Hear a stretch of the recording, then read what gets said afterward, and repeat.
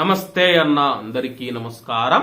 Kuwait లో visit వీసాలు మరియు ఫ్యామిలీ వీసాలకు సంబంధించి మినిస్ట్రీ ఆఫ్ ఇంటీరియర్ కీలక ప్రకటన చేసినట్లు స్థానిక మీడియా పేర్కొంది.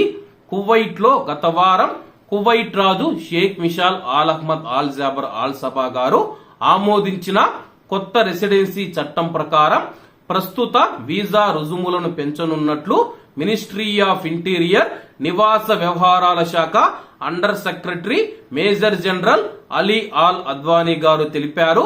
అలాగే ఆయన స్థానిక మీడియాకు ఇచ్చిన ఇంటర్వ్యూలో మాట్లాడుతూ ఫీజుల పెంపును నిర్ణయించడానికి ప్రత్యేక కమిటీని ఏర్పాటు చేసినట్లు ఆయన తెలిపారు.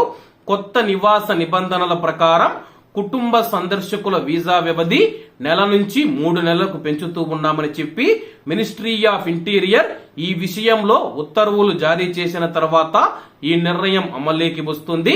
ఆ దేశాల పౌరులు కువైట్ ను సందర్శించడానికి ఇతర దేశాలను సందర్శించడానికి వసూలు చేసే రుజుము ఆధారంగా ఫీజు నిర్ణయించబడుతూ ఉంది.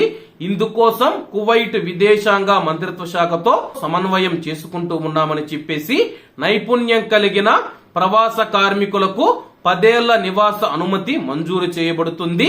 అలాగే దీనికి సంబంధించి సంబంధిత శాఖలతో ప్రస్తుతం అధ్యయనం చేస్తూ ఉన్నాము. రాబోయే రోజుల్లో దీన్ని అమల్లోకి తీసుకువస్తామని చెప్పేసి అలాగే కువైట్ లో వీసా ఫీజులు కూడా పెరగనున్నాయి. ఫ్యామిలీ మరియు విజిట్ వీసాల వ్యవధి ఏదైతే ఉందో 1 నెల నుంచి 3 నెలలకు పెంచుతూ ఉన్నామని చెప్పి అలాగే మినిస్ట్రీ ఆఫ్ ఇంటీరియర్ నిర్ణయం జారీ చేసిన తర్వాత కొత్త రూల్స్ కొత్త నిబంధనలు అమల్లోకి వస్తాయని చెప్పి అధికారులు వెల్లడించారు. కాబట్టి అందరూ బాగుండాలి, అందులో మనం ఉండాలి. అందరికీ నమస్తే అన్న, జై హింద్.